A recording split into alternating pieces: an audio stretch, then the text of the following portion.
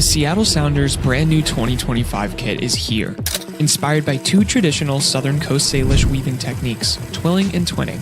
These techniques, passed down through generations, honor the resilience, deep-rooted ties, and creativity that define the cultural fabric of this region. The striking deep blue jersey will be worn by the Sounders for the next 2 seasons to honor the club's deep connection with the Puget Sound and shared responsibility as stewards of the greater Salish Sea watershed.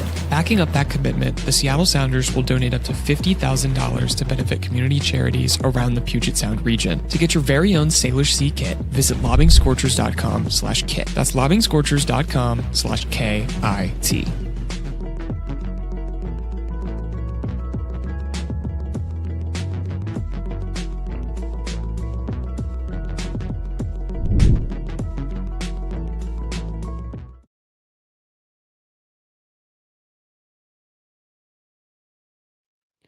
Good evening, everybody.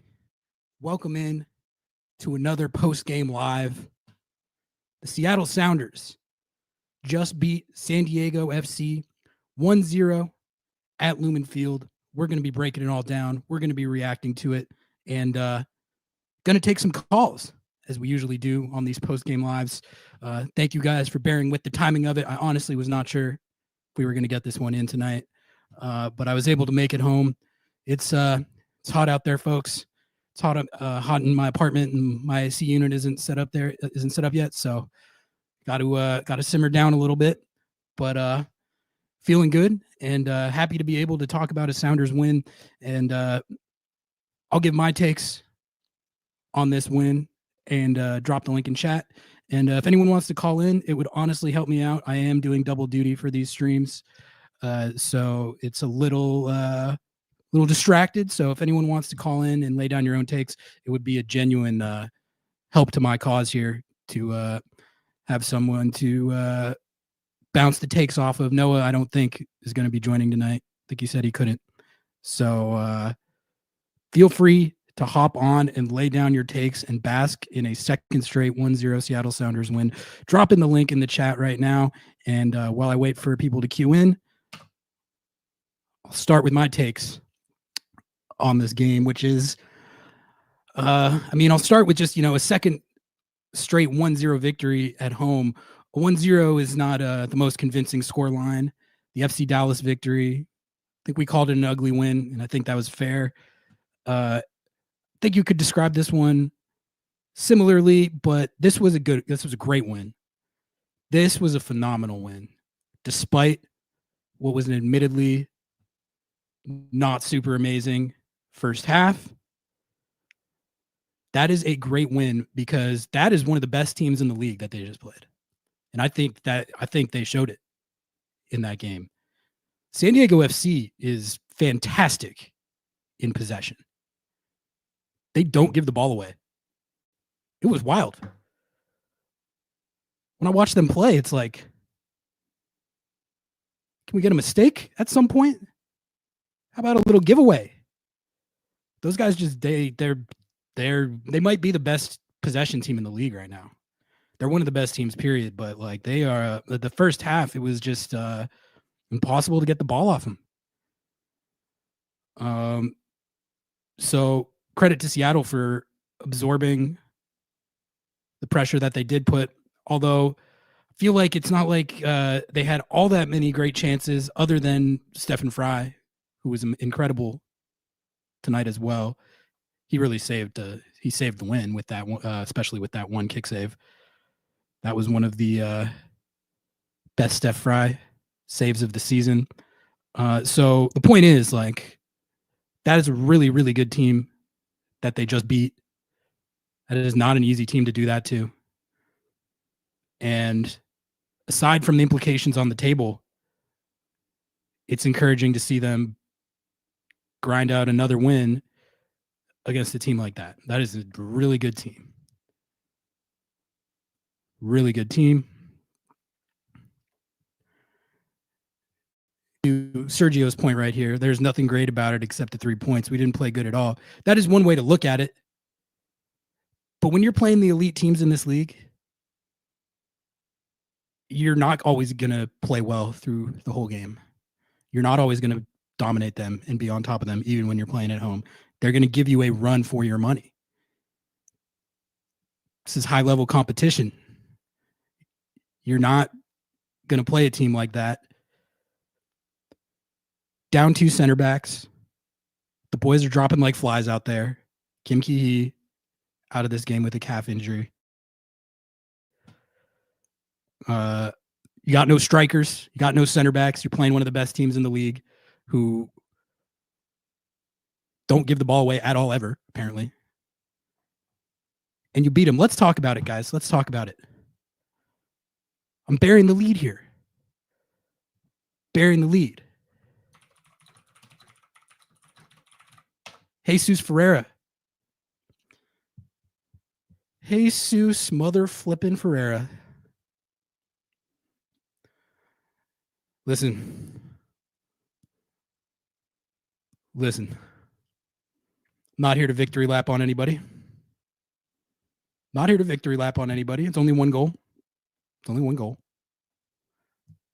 But, we did put out the clip the other day of when I was streaming a couple weeks ago, and I gave my take on the whole Jesus Ferrer as a bust debate. I said everyone slow down. Everyone slow down. Chill. I know he hasn't scored yet, but he's got a bunch of assists. He's doing good work as a playmaker. Just chill out. I said that. And, there were some keyboard warriors that weren't happy with me for that. They weren't happy. I'm not going to say I'm validated off one goal. I'm not going to say that. Like I said, I'm not victory lapping. But I did say it. I did say it. That I thought it was going to happen soon. It's not a hard prediction to make. I'm really not flexing on that. When you have a guy, I think the lesson here for some of you, is that if you have a guy who has a proven track record and they're not living up to that track record, yeah, sometimes it's because they suck now. Sometimes it's because they're a bust. A lot of times it evens out. They go back to their career norms. So am I shocked that he scored the game winner? I'm not. We've got our first caller in the queue. We got Jake in there. So Jake, if you could give me the thumbs up, I'll bring you onto the stage here. Jake, what's going on, man? Thanks for tapping in here. Like I said, I'm on double duty, so it's helping me out. How are you feeling after a 1-0 Seattle Sounders win over San Diego FC? Jesus Ferrer, game winner. Take it away. Hey, look, Ari, I love it. Thank you for having me on the show. But the thing that strikes me the most is I usually don't have a lobbing scorcher for you. I don't have a hot take. I'm usually even keel. But tonight, coming home, I thought I have one. I finally have something I can be very dramatic and very on the take about that I hope you would like. Love it. Lay it on me. All right, here it is. Build-up play is overrated. Just in general, or for the Sounders? I mean, I guess in the universe. I think the announcer said something like, out of nothing when Jesus Ferrer scored, but there were a couple good things happened. There was a good pass, and he turned and fired, and that was a great shot. But of all the things that are the Sounders' identity, all the possession, all the stuff, and the way the game went tonight, I'm like, well, maybe we don't need build-up play. Maybe build-up play is something that they do in other leagues, and when you play an elite team in the MLS, you just gotta find some shot from some guy that you said would score like the other day. So I definitely think that in a matchup like this, where you have a team that's that good in possession, you're gonna have to rely on transition play a little bit more. I guess in some instances, it's just that. What did you think of the first half? Because I didn't enjoy it at all. It was frustrating to watch, and it kind of made me. I like the game winner took me by surprise, to be honest. The thing that I didn't understand, and I thought about asking you this because you and Noah know so much more about positioning, but they didn't use number 77 at all on the wing. He was calling for the ball. He was just hanging out there. People were commenting about his minutes. I thought Well, maybe they put him on the field to be like a dummy for 45 because he's tired. I don't know. I'm just trying to figure out like exactly what was going on there. But there was a lot of through ball play up the middle that San Diego wasn't having. There was that pass over the top early in the first that I thought Ferrer was gonna one timer. He decided to kind of bobble it, and then they I thought is that the one that looked like there was the handball shout? was it the handball? It looked even like maybe later it was a penalty because the guy had wrapped his legs up in the box, and I'm screaming to my friends online. I'm like, why didn't he just one timer that off the volley? Like it was a beautiful over the top pass, and later they show the replay. Apple showed the replay, and it looked like he tangled his legs up, so you wouldn't have been able to do anything unless you had 7 legs or whatever. I didn't see the handball though. So there was, I don't know if it's the same play you're talking about, but there was a ball over the top for Ferrer that I'm pretty sure Christian played. Yes, that was it. Yeah, that was it. Yeah. Okay, so there actually looked like there could have been a handball on that play to the point where when I saw it live, I was pretty sure that it was. I was like, I'm going to wait to see the replay, but like live, if I just had to guess based on what I saw live, I would actually think that that's going to be a penalty on VAR. Okay, that's what it was. Point where I was a little tilted when it didn't even get reviewed, but I hadn't seen the replay yet. I saw the replay and I was like, all right. It was close, but I can see why they didn't call that one. But yeah, it felt like they just it was one of those Sounders games where they can't really keep the ball. There's that was true. A lot of giveaways and 0 giveaways from the San Diego end. So it didn't seem like it was going that well. But I guess, what did you make of the sort of the grinded out nature of the second half and the fact that they did get the game winner under less than ideal circumstances?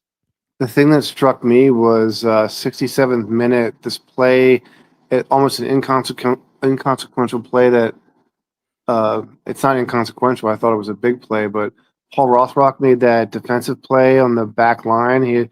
He went out on he dribbled to the touch line and then basically kicked it off the defender out of play, and we got the goal kick instead of the corner. There was all these little subtle things that I think the team did really out of position. There was even something else I wanted to bring up to you. I didn't think I was going to call in tonight, but I now think of you guys when I'm watching the game, and I'm like, oh, what if I happen to? There was another really good track back. I think defensively the guys showed up because we were playing weird positions. I'm sorry for the legendary Kim Key. I'm sorry he's hurt. Stu Hawkins came in. That was good. I forgot to mention that. Good shout. Let's make sure we shout it out because I should have shouted it out off rip. Stu Hawks came in after Kim Key got hurt. His second MLS game. Man, I thought he was on it. He had the one little back pass to Fry that was a little sketchy. But other than that, I thought he was locking it down, and he showed some really good passing. Shout out to Stu Hawks for stepping up right there. That was honestly huge. With another injury, another big time injury to a CB, and Stu Hawks slides in there and kind of he saved the day, low key. What did you think of Stu Hawks? No, I loved him. I know that the weird thing about the Apple coverage is they only zoomed in on him when they thought he messed up. You were there live. You didn't see this, but they would like when they think there was something going on, they like zoom in because he's obviously a narrative point in the game. But as a defender, I was going to just spout out and say, hey, we played a 3-4-3 again with some sketchy back line. Also, I just want to say, this is an aside, the blue sky lineup they posted didn't even mention that Jackson Reagan was in the 18 and he's warming up. And I'm like, I don't even think he's here. He's back there like running around. I'm like, he's alive. He's not dead. No, but Stu, he was good. He came in under the thing about. I'll say this about San Diego. This is your point. I think you're getting at. their movement's great, the possession's great, and you can see what's going to happen, like from a bird's eye view, how they orchestrate. Where the attack's coming from like a very very cerebral level, but all their shots were right at Friday night. They shot at the center of the net. I'll take that if they play their whole season and they shoot 90% of their shots center mass. Take that. Because that means none of The their kick build-up save play is was worth it. the kick save No, was you're still right. That insane 10%, right? I mean, the kick Steph is the save man. I mean, was going like I think it deflected if I'm not mistaken, and yeah, yeah. it looked like it was going in, and that was a hell of a save. Fry's had some crazy ones lately, but that was a really good one. We've got some brigade representation in the chat, so let's just hit this real quick. We got Reese saying, "Can somebody tell me if they saw Rusnak on the field today? Seemed like somebody ghosted again." Reese, not sure who you're referring to. Is that the guy who had 5 goals in his last 5 games before this game? But in all seriousness, the plays you're talking about where he had he had the one play at the end where it looked like he could have hit De La Vega like for a real good chance, and he ate it for some reason and didn't hit him. So I was like, oh, what the hell? Like I was thinking maybe he saw someone offside or something. I don't know. I'd have to go back and watch that one again. But if you want to get on Rusnak for anything, probably that play. But again, everyone knows where I stand on this whole debate, but the guy did literally have 5 goals in 5 games. So I think it's not even a debate. It's not even a debate. I don't even know what these people are talking about. That's not even real. That's just ridiculous. I'm sorry. I respect it. They have their take, and they're passionate about it. So, but I love it in the face of like it's got to be the only fan base where the DP could score 5 goals in 5 games and he would still be getting called a ghost. But Rick's sticking it. I know. I know you're gonna kick me off here, but there's one thing. You're good actually. No one's in the queue, so keep cooking. Oh God. Okay, this is good. So in sports in the last few years, probably longer than a few, they've made a big deal about virtual reality training. One example in gridiron football is Jaden Daniels for the Commanders. He like wears a thing and he passes the football around, right? In footy and soccer, they talk about the training gear that helps you decide where to pass the ball when the people are distributed weirdly on the field. Have you seen this? No. So they do it in EPL. You can look it up. In virtual reality, they have the players wearing these, and they put you in a situation, and you have to pass the ball to the right person. And it's all the models are built on all this data. It's real, and I will say this, and I hope people in the world won't be stunned when I say this, but professional soccer is really hard. Yeah. And making that perfect pass is really, really hard. And like me sitting up on top and seeing everything, I love it. And I can call the plays. They did one little shot where our man, number 11, they shot from his back at his height with everyone spread out on the field. And I'm like, no one knows what pass to make there. So the fact that these guys do that on a day-to-day basis, nowhere to go, on the ground, pass a ball, is unbelievable. And we should all wear the virtual reality and try to do the decisions the right way, because I guarantee you none of us will do it. It is kind of, I do feel silly sometimes being like, why didn't he score that? And I'm like sitting here in my I do it. No, I do it. I'm not saying I'm perfect. I'm just saying like we all do it. It's just like I'm like the counterpoint is that they're getting paid quite handsomely to be able to execute those situations, but it's still like the point stands. Like sometimes I think like it's even relevant to just like the broader game of like you're playing one of the best teams in the league. That's one of the best teams in the league. Like the degree of difficulty on a game like that, especially down all your strikers and all your center backs, is extremely high. So honestly, I'm phenomenally encouraged to see them be able to gut out these last 2 wins, even if it's not the prettiest footy of all time. Jake, I do have someone in the queue now, so if you got any last takes you want to get out about this game or the schedule coming up or anything, floor is yours. Yeah, all right, we didn't get to your term of art. We did not get boat raced. We won. So literally won. Go Rave Green.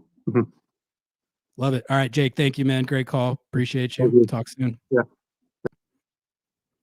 Got Corey up next. Corey, if you can hear me, go ahead and give me the thumbs up, and I'll bring you on the stage. All right. Hey, Corey. hi. Hello. Welcome to the show. Thanks for calling in. How are you feeling after a 1-0 win over San Diego FC? Really relieved. Okay, we did it again. Good enough. Good enough. Actually, it's better than good enough, right? This is what you have to do. You grind out the ugly wins. Or was it ugly? See, like, I hesitate to even use that term in this situation because you're playing one of the best teams in the league with no center backs and no strikers. I don't think there is like aesthetics there. Like if you win it, it is beautiful, like by definition. Like, that's how I feel about it. Yep, I feel you. Yeah, and especially when Fry does those things he does. So yeah, that was so cool. Schmetz gave him a great shout out. I think it was last week. Like, he's the best keeper in the MLS, and it was like, represent. Yeah. That's it. Yeah. You know your boy. So it's just one of those matches. But here's my hot take. This is Schmetz's game. Like, people played well in general. I was happy actually overall with the play, but it was what he did at the half with the tactics. There was a notable shift, right? It was like, what's fucked up here? This is not going right. We have the right people in the field, or oh no, or is it Jesus? And we start to get down on Jesus. This isn't going to work again. Oh no, he's washed. And then they come out of the locker room, and what's different, right? I think it's that he asked them to start, Rusnak especially, and Nuhu to start connecting with Kent, because Kent was doing everything. He was by far the most dangerous man on the field. And then here come the connections, the runs, to give him somewhere to go. He would get the ball, they would double and triple team him, he had nowhere to go. Yeah. So that's what I saw change. And then it immediately, like within the next, by the 60th minute, it was like, ooh, this is a different game. Yeah, I think you hit it on the head with the halftime adjustments. It was still like a difficult second half, but they looked a lot more dangerous, I think, on the whole, and they actually get the goal out of it. And then the defensive effort to hang on to that, I think, was massive, considering how much they were struggling in possession. Right, that was insane. And then you lose kick, and you still hang on to it, like Nuhu, right? Like, what? Yeah, Nuhu was great. Like, we're talking about degrees of difficulty. The degree of difficulty on like holding the 1-0 for that long against a team like that's playing like that, not easy to do. I got a question for you. What got you more amped, the Fry save or the Ferrer goal?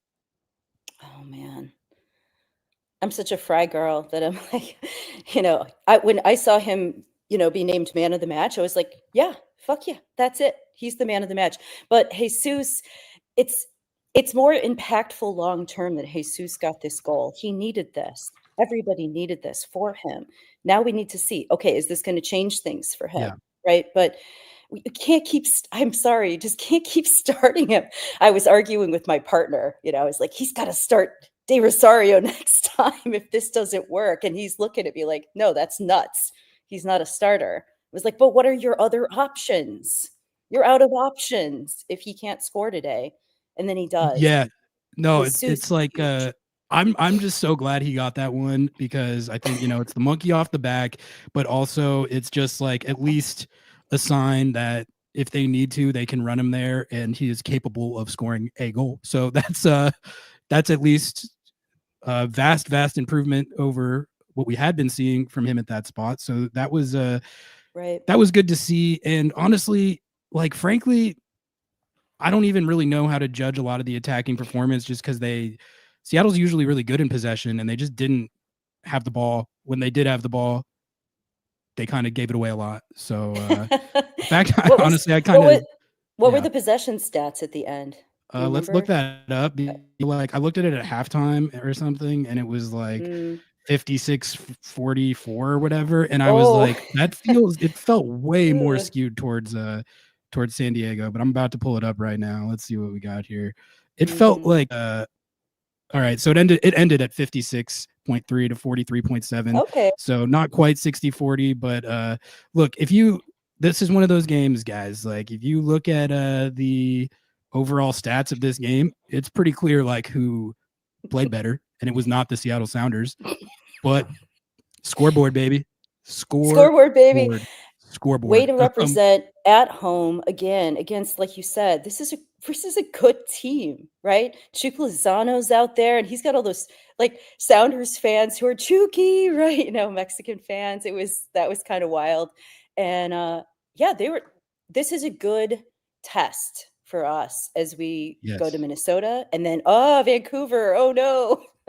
We have to be able to beat a team like this. We have to prove it to ourselves. Absolutely.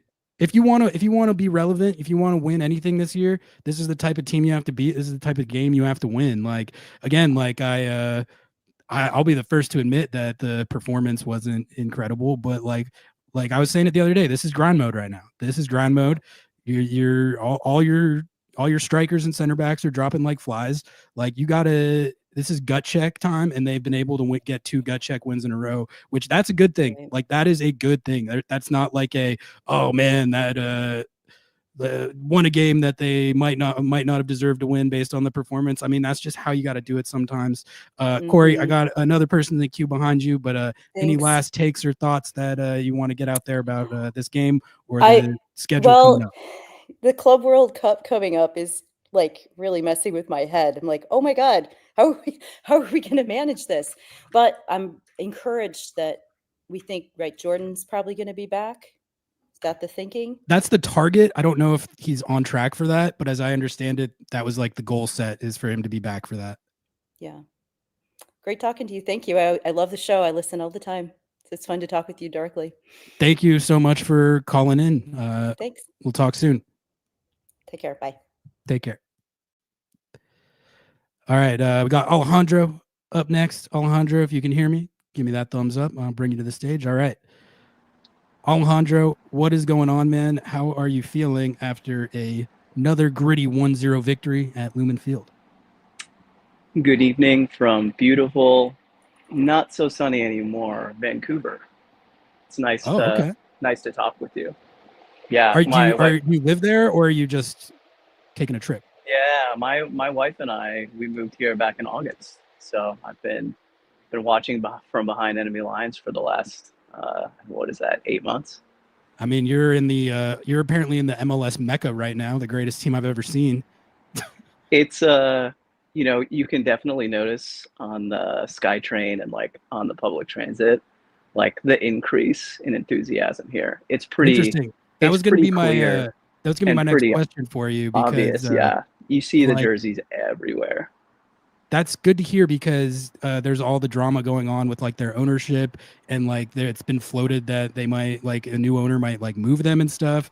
And it just feels like with them being this good, they can't do that now. So it's good to see like the fan increase is matching like how good the team is. But yeah, it's also one of those things too, where like, I'm not exactly sure if it's me just noticing things more because they're so successful, or if it's always been that way. But I feel like I've also seen a ton more ads for them in the local market too, just like on the street, on like bus stops, and in store windows, and just like it seems like the enthusiasm's really high here. So I'm very excited for the Sounders to come to town. Yeah, no, that's going to be fun. Noah and I are making the trip, so maybe we'll see you up there. The San Diego game got sidetracked on the Whitecaps there, but Sounders fan in Vancouver, we had to break that down.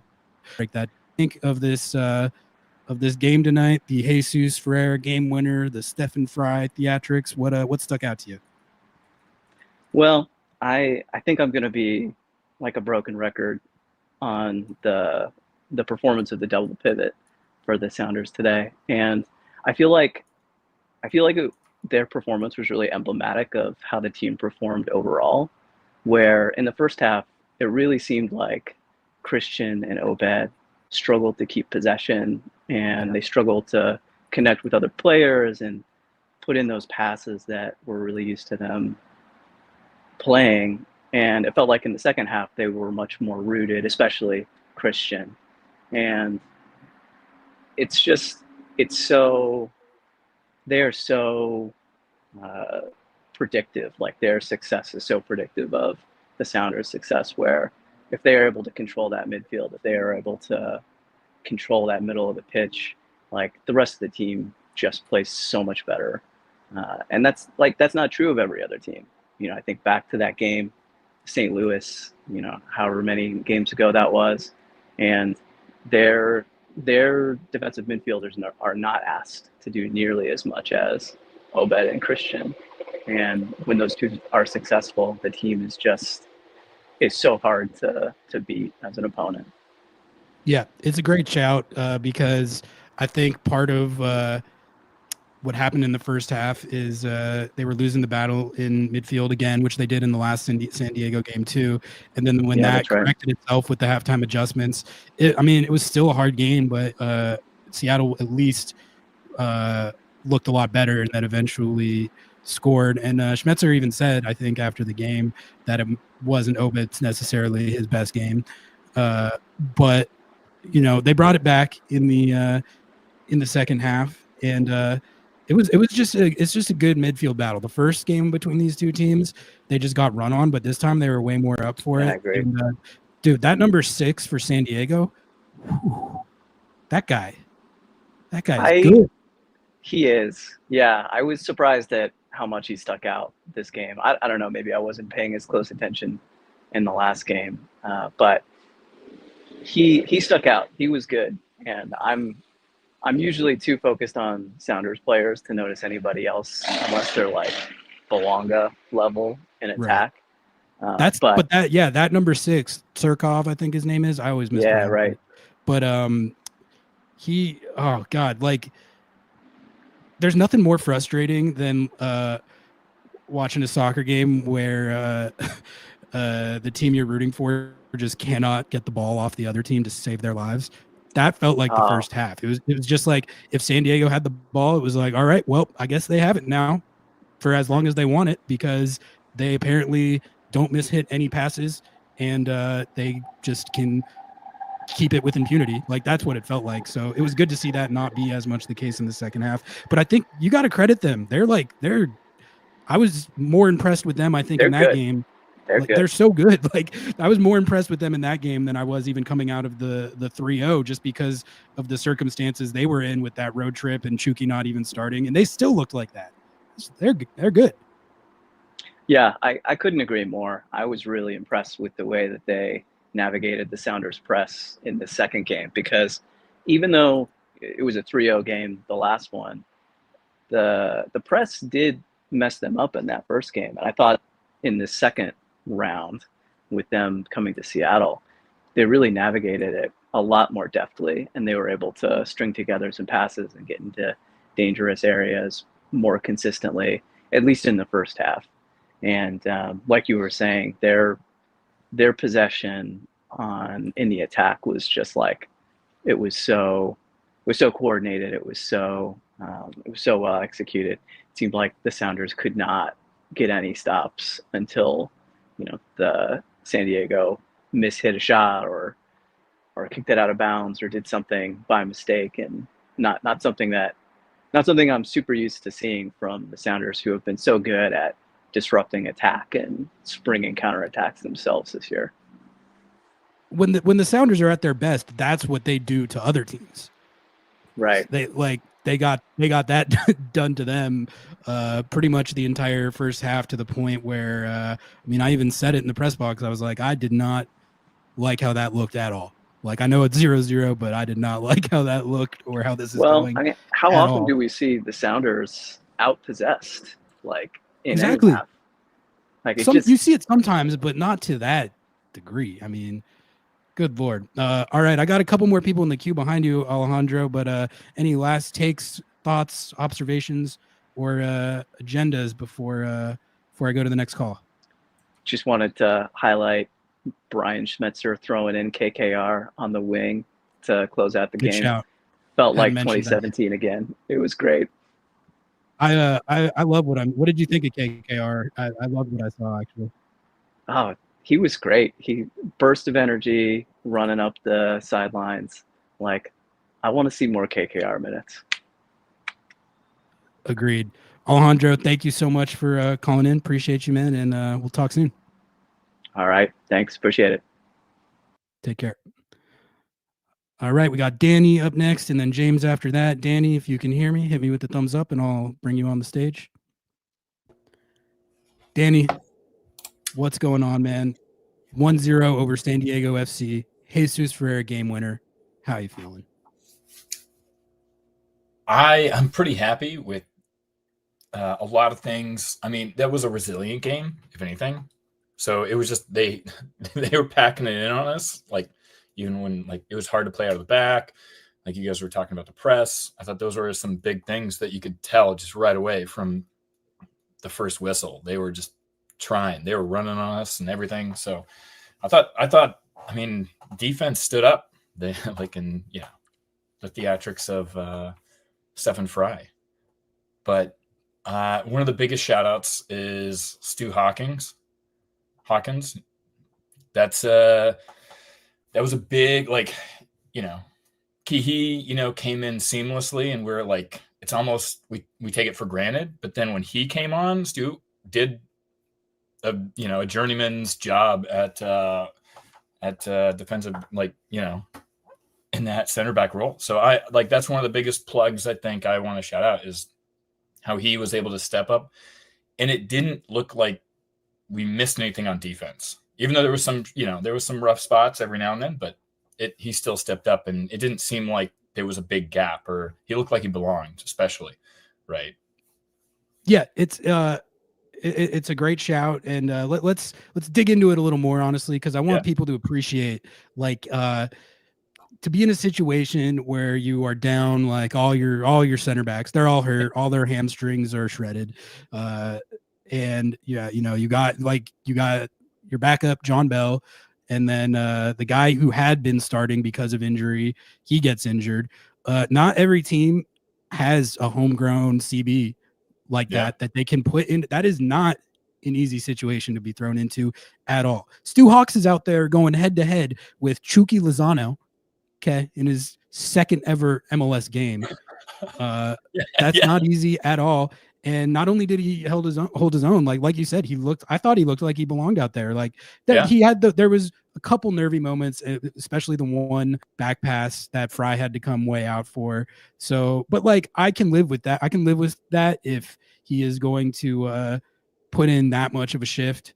And nothing bad happened out of it. They ended up getting the clean sheet, but not every team is in a team that many CBs. Bring on a homegrown kid like that and have the level stay relatively the same. So it was just great to see. I mean, even with the other subs, I want to say JP actually had some nice tackles, and he started to look like his minutes kind of were showing like old JP almost. Like, I don't know. That's my other take is JP came in, and I thought he played. He came in for Obed, right? Yeah. And I thought he played better than the way Obed was playing. Like he had a little bit more fire, and he was actually taking on a little bit more tackles. And I don't know. That's my take as well. That JP had a little fire in him, but comparative to what midweek, not last week, but 2 week, like the LAFC game, he looked miles different. Maybe he just has better players around him. There's all the other factors there, but I thought he played well. Not saying that he is deserved of the spot over Obed. No way. But it was just good to see. It was good to see because JP hasn't gotten all that much run this year, and I think he hasn't looked super sharp because of the lack of minutes. Probably. I mean, a lot of people are attributing it to his age. I just don't know what to attribute it to, whether it's like an actual decline in the player or when the Danny Leyva and JP double pivot got ran on. that badly at LAFC. They hadn't played in like 3 weeks. So it's like, how much of this is like the level and how much of this is like, it's pretty hard to get thrown into that situation when you haven't been getting minutes. But no, that's another good shout. That was great to see.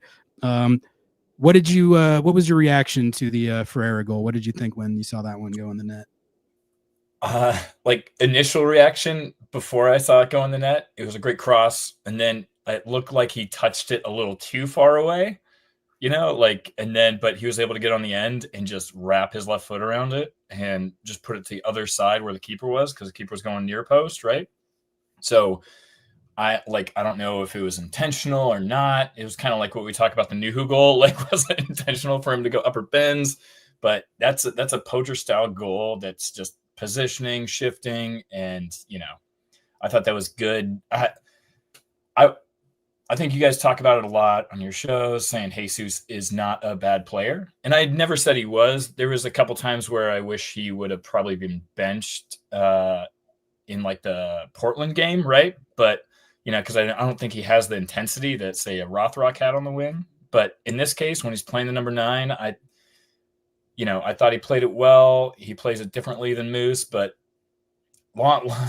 he's not a bad soccer player, like not at all. Yeah, no, like I mean, as much we just dropped a video where I was laying out my Ferreira defense, but I tried to be as deferential as I could to acknowledging the issue that a 0 on the goal section is like not what you can have like for the whole season.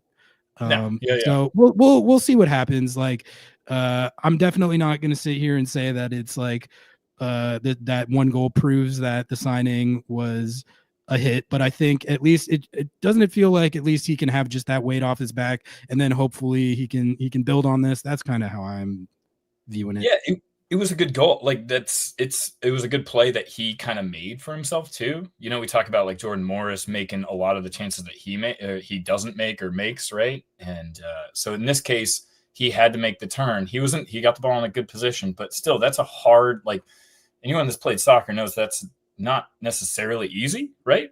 So like, nice little turn, good Rothrock assist. I liked the goal. It was a good goal. Yeah. It wasn't like a showstopper. Cheapy. I was going to say it wasn't like wasn't a fluke. Like, it was a well executed play by Rothrock. Yeah, exactly. So I mean, it just, I think I felt like we had a lot of I don't think we had a lot of chances. Like Dallas, I felt like the first half we had so many chances, right?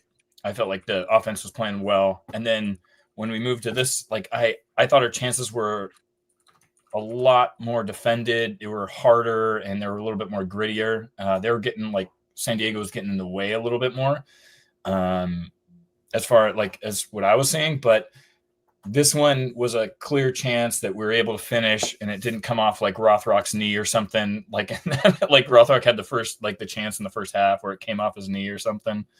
I don't even it was on a corner kick, I think, or a set piece. But yeah, so I there was chances, but I felt like that was the best chance, like one of the best open chances, and he put it away. And that's what you need to do as a number 9. So exactly. Danny, I got a few people queued up here, so gonna push to the next caller. But any last thoughts or takes you wanted to get out there before we keep it pushing here? San Diego's a good team. This is a good win. So great win. Love it. All right. Thanks, Danny. Great call as always, man. Appreciate you, and take care.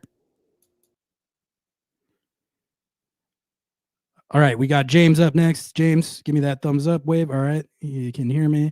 Bringing you to the stage right now. James, how are you feeling, man? 1-0 victory over San Diego FC. What did you think? Well, as soon as the bleeding stops on my fingernails, I think I'll start feeling a little bit better. I know. It's smash and grab isn't quite the right word. Lucky's not quite the right word. But I think 3 points is 3 points, especially because I thought San Diego were quite good, even when they didn't have Lozano. And when I saw him on the sideline, I was like, oh boy, here we go. Yeah. With Stu Hawks in there. Well, yeah, I mean, I even if it wasn't Stu Hawks, I mean, we had, the first game we had Reagan and Yamar, I think, in that one, and it was he was just kind of running through them. He was beasting. Yeah, but it was Hawkins, can't really think of anything he did too wrong. Fry really rolled back the years. One of the kick save that he made, that was glorious off the rebound. Yeah, that was incredible. And I mean, some of them were. I mean, it did feel like, if San Diego hadn't been shooting directly at Fry most of the game, it could have been worse. But he did have some big ones as well. One thing, I mean, seeing Kim go down, obviously best wishes to him. With all the we've talked, I think, a lot about the injuries that we've had, but I got a little bit worried about sort of the fitness generally, because I think we started the first 10 minutes or so with actually pretty good press on them. And really by maybe the 20th minute at the latest, that had just completely dried up, and they were moving around with impunity out of the back. They were able to, I want to say they were able to bypass the press, but there really wasn't that much of a press. And then, in the lead up to the goal, and maybe the first 5 minutes after the goal, I thought we got another burst of energy, and then it was just dead legs again. So I don't know if they need to look at what are your thoughts? I mean, do you think that there's some issue with the fitness here? Is it just our guys are tired? There's some old legs out there. What are you thinking? I'll be honest, like the biggest thought going through my mind in the first half was mostly just that, like, I was mostly just impressed with San Diego as much as anything. Like they're just so good in possession. I couldn't really, it's hard to gauge how much of it was deficiency on Seattle's ends, which maybe they could have game planned or planned better for a team that is able to play like that. But I was kind of my brain on like, what could they have done differently to make that first half go differently? But I think the kind of culmination of that thought was like, I got to halftime and I was like, I'm pretty sure they're playing a team that's better than them. That's like, that's how I felt. The second half, I maybe cooled off that like a little bit, but I think it is a situation where you got to credit the opposition, and I think there probably is an element of it that's fatigue related at the end there. But I mean, I don't know. What are your thoughts on it? Well, because I did think our press actually worked pretty well, and it culminated in that wacky clearance attempt by their keeper that Alex tried to chip in over him from the wing, which is kind of the ideal situation you want when people are doing the tippy tappy out of the back. I mean, you force them into something, bad clearance that lands with a shooting chance. So I thought it started off pretty good, but again, I mean, really I noticed by minute 20 there was just no press whatsoever. I don't know. I mean, I don't know anything about sports medicine, and so if our guys are getting tired in the first 20 minutes and our guys are getting injured a lot, maybe there's some kind of connection there. I don't know. I'll leave that up for anybody who actually knows something about sports medicine in the chat to opine on. But it's such like a hard, such a hard thing to know, because I mean I was talking about it recently. Like, I know it feels like Seattle has an above average amount of muscle injuries and hamstring pulls. I honestly don't know if that's the case. It might be, but like every fan base thinks that. So, and then they also are in like a pretty crazy part of the schedule right now where it's just game after game after game after game. So that probably plays into it as well. But San Diego has a crazy schedule right now and are probably feeling that fatigue too. And they were definitely the better team in the first half. Like, I don't think there's any question about that. But what did you think of the Ferrer goal, James? You've happy for been lukewarm on the signing or the trade than some. What do you think of him getting off the mark? I sort of had the same reaction as the previous caller when he took that first touch. I'm like, he's hit it too far, and I was incorrect. He did not hit it too far. So yeah, I mean, hopefully that gets a little bit of the weight off of his back. I do, I felt like with that, with that 2xG double miss against Dallas, that's something that I think kind of weigh down on you. if you weren't in particularly good form in the first place, and hopefully this is going to clear that out a little bit, give him a little bit more confidence, because it was a good first touch and it was a good finish, and it was a good hustle from Rothrock. You know, I think he's been in and out of the team. I think he's been kind of letting his emotions talk more than his soccer lately. And so I think that for him to get a quality assist like that is going to help him out. A little bit worried on the other wing, because I feel like, you know, my concern with Kent is we sort of seen this, like we had wingers, whether it's Rothrock or Georgie, come in, and even Chu to some degree. We look at them and, you know, they have a really positive run of form. And then they get double teamed into oblivion. And obviously Kent's a better player than those guys, much better pedigree, but I feel like it's kind of starting to happen again, because as soon as he got the ball, he had two guys on him and he really struggled to make much of anything happen with it. So I think that's been a long-standing problem, where our wingers are just too isolated. And I think Schmetzer's got to figure out a way to deal with that if we're going to go back to the 4-2-3-1. How can we get those guys some support so that it's not just, all right, Kent's got the ball and he's got to dribble through 2-3 guys. James, got one last caller in the queue behind you, but anything else that you wanted to get out there about this game or the season coming up, the Minnesota game, anything at all? We always beat Minnesota. That's pretty much as constant and rain and spring in Seattle. So I'm not too worried about that one. Hope I didn't just jinx it. I mean, you're right. At least the track home has been very good, and honestly, at Allianz, I think you're right about that. But you know, all we right, even James, spotted them a 2-goal lead in 10 minutes in the playoffs. Yeah, and came back, so it feels inevitable. James, thanks for the call as always, man. Always good talking to you, and we'll catch you for the next one. Yep, take care. bye. Rhombus, I'll bring you on in just a second here. Bubbles, I'm sorry. Do you need me to bring it back tonight? Late night. Folks, I'll confess. I did something stupid. I borrowed this man's laptop. It was like a wall plug for my phone/laptop charger. I brought the cord, but not the plug. And I was like, I'll bring it back. I know I'll remember to bring it back. And then when I left, I fucking forgot it. Okay, I'll check DMs. My bad, bro. I feel genuinely bad about that. I'll check the DMs, but I can bring it back on I'll bring it on Saturday, but if you need it sooner, I will absolutely bring it to wherever you need tomorrow. All right. Rhombus, can you hear me? Give me the thumbs up and I'll bring you to the stage here. And all right. Rhombus, tell me how you're feeling after this 1-0 win over San Diego, and talk for a while because I got something that I'm working on here, so I need you to hold down the fort. Let's give all your takes. Okay. First of all, good win. 1-0 is fine. Doesn't have to be convincing. It goes along with our previous 1-0 win.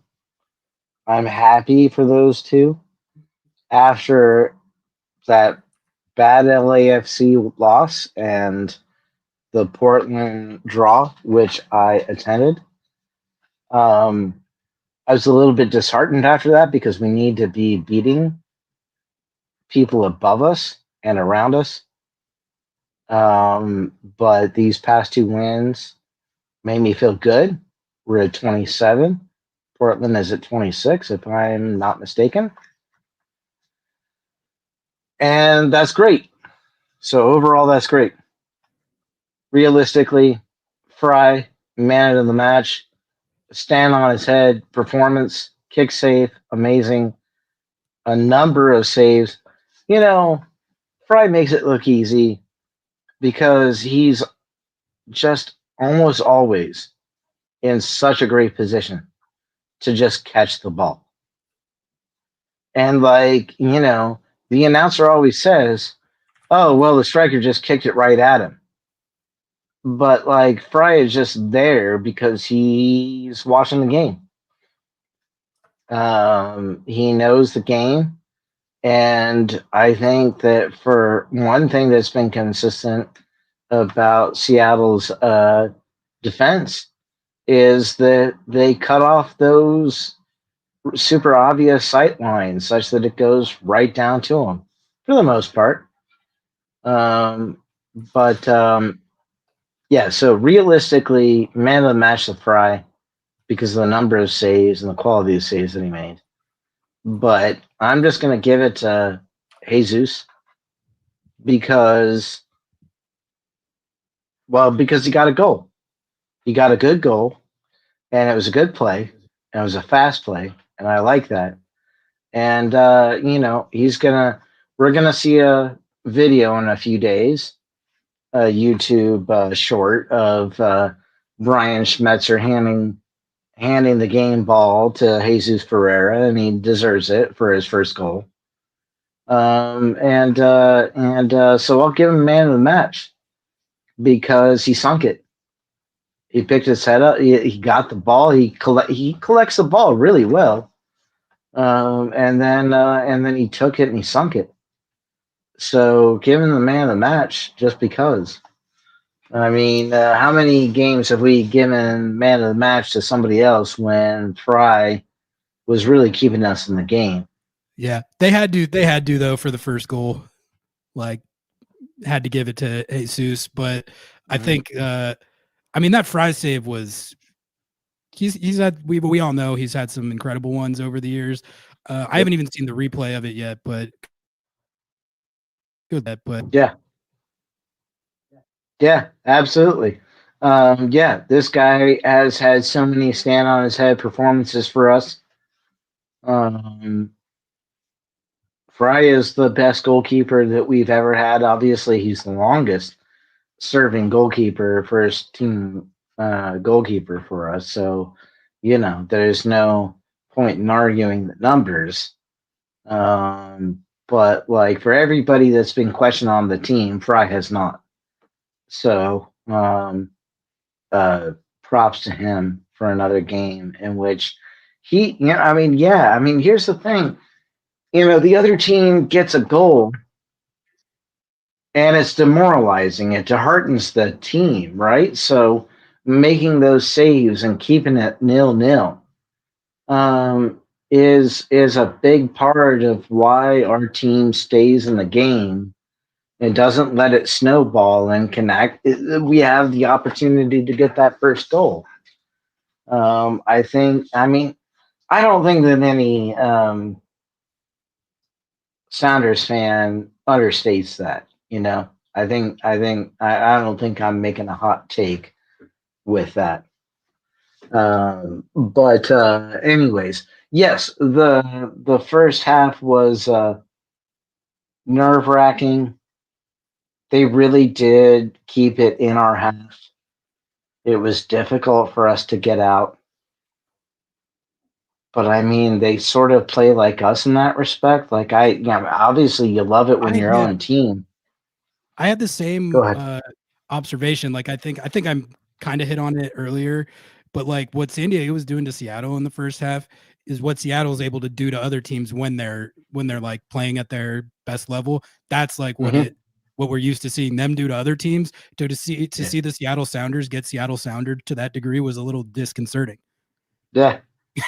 Yeah, for sure. Because the way that you demoralize another team is to turn it over in a bad, it was especially a bad position for them, but at least at midfield, right? Like if you can keep it from crossing the half court, then like that weighs on a team. Like we can't get out of this.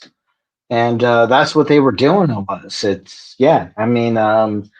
We've been pretty good at that. And it's fantastic when we are good at that. And I mean, I'm sorry, I didn't follow the numbers. I don't know if it was something like 13 shots to 3. Something like that.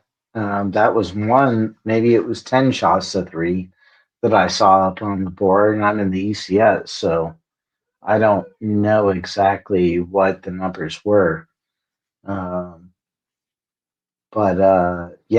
I don't know what to say other than we defended well and we had fun on our team. And we stuck it out and got that goal. Yeah, I mean, after 4 callers or 5 callers, I don't really necessarily have a hot take for you. No, that's great, and you saved my ass a little bit. I had something that I had to focus on, so appreciate you taking the reins there and laying down some takes. Anything else that you wanted to get out there about either this game or the slate of matches coming up here, Club World Cup, anything at all? Actually, what are the games that we have coming up? I mean, the league games.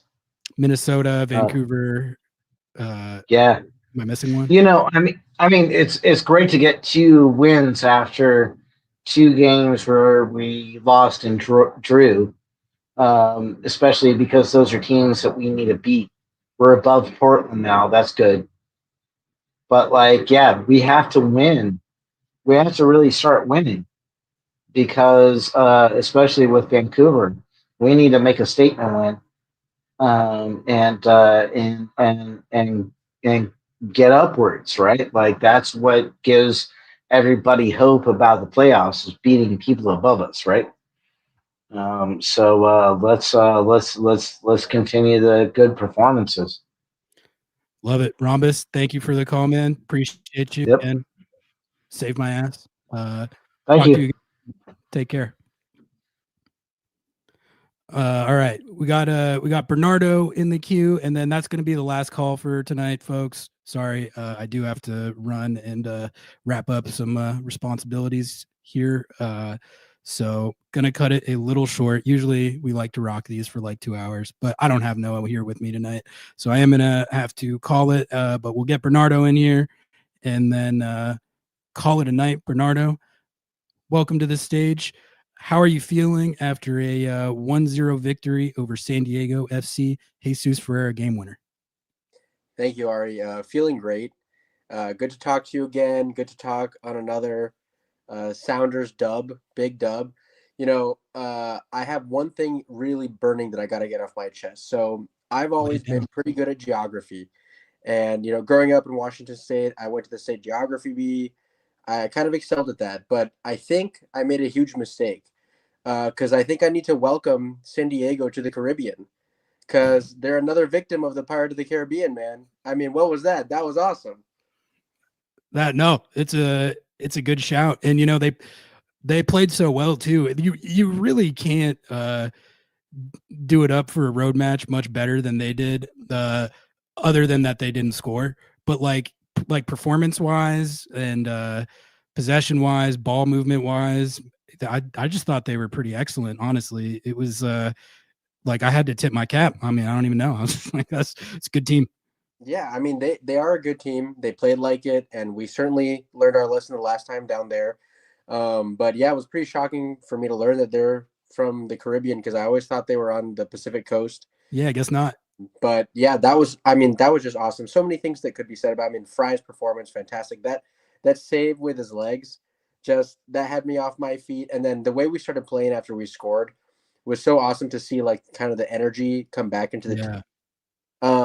I wanted to say one thing about João Paulo. So last time we talked, I said that I felt like João Paulo was rusty because he wasn't getting playing time.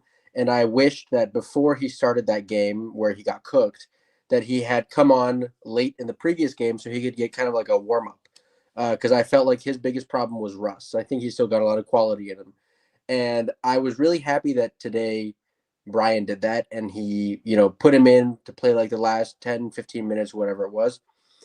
Because I feel like, and he had a good performance, but that to me was less important than the fact that hopefully that means that he won't be so rusty when he probably plays on Saturday. So I'm really looking forward to seeing hopefully like a João Paulo who's shaken the rust off, right? Come Sunday. Yeah. Sunday Night Soccer presented by Continental Tire. Bernardo, what was your reaction when you saw the Ferrer goal go in? Shock, elation, all of the above? Elation. So I've never been a member of like either of the Rusnak Brigade or the Fajeda Hate Legion, whatever they're called. I think they're like kind of there's like overlap with the brigade and the Ferrer Legion. There's some dual card carrying members for sure. Yeah. I was always cheering for Fajeda, so I was really, really happy. I jumped off the couch and I was just celebrating because I think he deserved it. I loved his celebration where he was like shaking it off. Basically, he was like wiping off the dust of my soul. Yeah. I was overjoyed, and I thought it was a really great goal. The way that he turned, I think a previous caller said, like, if you've ever played soccer, you know that turn isn't easy, even though it looks relatively simple. And as someone who is a forward myself, I can tell you turning like that is never easy or simple. I think he did a great job. He placed it right beneath. That keeper had been making great saves he didn't have that many saves to make, but he was always in the right spot. So, his placement of the shot was perfect. Losing the defender like that, he had no time to think. I know he had a couple good chances earlier in the game that it kind of seemed like, oh man, he took a heavy touch and then he squandered that chance. But in this one, he had no time to think, no time to act. I mean, the way San Diego's defense works, they were going to swarm him. 2 more seconds and he was going to be 3v1 by those defenders. So he acted perfectly with precision, with power. I literally could not be more happy. Like, there's not another player I would rather see score in that moment and in this game. Oh my! Like I totally agree. Not just because it was incredibly well timed for me because we just like clipped up the section from our show a couple weeks ago where I was telling people that I thought it was going to happen soon, and then but not just because of that, because of what it could mean for the team, what it could mean for their ability to play when they don't have a Jordan Morris or a Danny Musovski. If they can get him in any kind of good form, that would be huge. And then also just happy for him because I feel like he's been putting it in. Some people out there have been questioning his effort, his buy-in. To me, I have not seen any evidence of that. I've seen a player who's working very hard on both sides of the ball. I see a player who's been very unselfish. He's been very deferential to his teammates. He's been very intent on making sure everyone else eats before him, to almost to a fault, I think, where he's not been aggressive enough, look like trying to eat himself. But now in this situation where all the strikers are injured and he needs to step up and be that guy, and he still hadn't scored a goal yet, just so good to actually see him put one in and let it all loose with the celebration, like you said. So that was huge. Bernardo, what did you think of, I wanted to ask you, Stu Hawks. What did you think? Kim Keaton goes down, Stu Hawks slides in. Whew, it's nice. I was happy, man, because this is another thing that we talked about last time we spoke, because that was when, Brian brought in, 2 out of the 5 subs he used were center backs, which means that our back line of 3, 2/3 of them got subbed. And I wasn't happy about that because I felt like that really damaged our defensive cohesion. And Stu Hawks was one of those players back then that I wasn't so happy about him being put in the game. But this game, I think he came on and he did amazing. I mean, he had that one tackle. I mean, he had so many. And there was that one play where he accidentally hit a player in the face, following through on the kind of clearance, right? And that was a little bit risky. It was obviously not intentional, so I'm glad no foul was called. But I just thought that demonstrated this guy is holding up against Chucky Lozano, who has been tearing through our league. San Diego has been tearing through our league. I have a former classmate who's from Columbus, and he's a big fan of the Crew, one of the most annoying Crew fans out there. This conspiracy Crew, everything is the league is out to get us and so on. I do think they got poisoned. I will say that. He will. Don't get him started on that. You will not be able to leave the bar until they kick you out. But he was raving about Chucky Lozano because he was like, oh my God, I don't know if he watched the game that they played San Diego or if they played against the Crew and they beat the Crew, which would have been shocking to him. But he was just yeah, Lozano's unstoppable. What are we going to do about it? And I knew that he was good. Obviously, he was good at Napoli, at Ajax, and he was good against us in the last time we played him. But Stu Hawkins came in, hasn't been playing that much, young player, right? And Barely played at all. yeah, and held up against Chucky Lozano, who right now is one of the best players in our league, I think. So Oh, that was an excellent easily. performance, and that's not an unbalanced wing either. It's not like a situation where you have like two mid forwards and Chucky Lozano. Like you got Dreyer on the other side, right? It's a very like there's threats from multiple directions, and I thought he handled it well. And by the way, I just want to say, John Bell, I thought he played excellent. I thought he led very well, and I love the new hair. To me, it was really giving me Ramon Torres vibes. Like it was very comforting. Like I felt very safe because I felt like, oh my God, Ramon's at the back. Ramon's gonna teach Stu Hawkins how to do this and that. And I think he's not Ramon, but he kind of played like it. Can you imagine being thrust into your second ever MLS game, having made one substitute appearance in a game that you lost 4-0. So you've never been in like a close MLS game. You get out there unexpectedly because of injury, and Chucky Lozano rolls up to the sideline to sub in, and you got to go against that guy. He is unquestionably one of the best players in the league right now. He just had an insane game against the LA Galaxy where he scored a 93rd minute game winner and had one of the sickest like chase down dispossesses I've ever seen. So no, he's an amazing player, and there's no substitute for a player like Stu Hawks to like get thrown in there and have to go against a guy like that, and then to not only hold his own but like show that he belonged out there. That's huge. I mean, like we'll see, but Stu Hawks has long been considered the defender within Seattle's youth setup that has by far the highest upside. He gets called into every youth national team camp when they're doing those. So that's like kind of a new little subplot to the season that we should all be tracking, because if he pops, that's frankly huge for the whole organization, really, if they get a homegrown CB that hits that upside. Bernardo, I am going to start the wrap-up process here, but any last thoughts, takes, observations, agendas, anything at all about the Seattle Sounders before we get out of here? Sure. Just to continue really quick on the Stu Hawkins train. I mean, of course, like our academy rears its head again. That's awesome, but expected to me. But what I have to say is just absolutely impressive. It's not just like his physical ability, technical skill, but the fact that mentally he kept it cool. Like all the context you just gave just makes it even more impressive. He was up against Chucky Lozano, not just any Chucky Lozano, not just any high-flying San Diego offense that was putting us under pressure, that was genuinely playing well, but a Chucky Lozano who was clearly pissed off and doing everything he could with the dark arts. I mean, bro was creating like fouls out of nowhere. He was like running into Alex Rodon and then pretending like he got fouled super ugly. He was doing all, and some of them worked, right? He got a couple fouls called, but most of them didn't work, but he was clearly trying. And the fact that a young player like Stu could play well and keep his cool, like mentally strong, I was very, very pleased by that. And then my last take is just, San Diego, welcome to the Caribbean. I gotta give those beaches a try, man. I love it.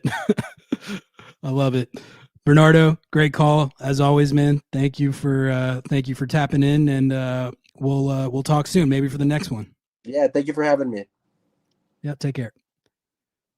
All right, everybody. I am going to start to wrap it up here. Unfortunately, I'm going to have to cut it a little short. I would love to stay on longer and vibe on this win with you all, but I do have to get out of here.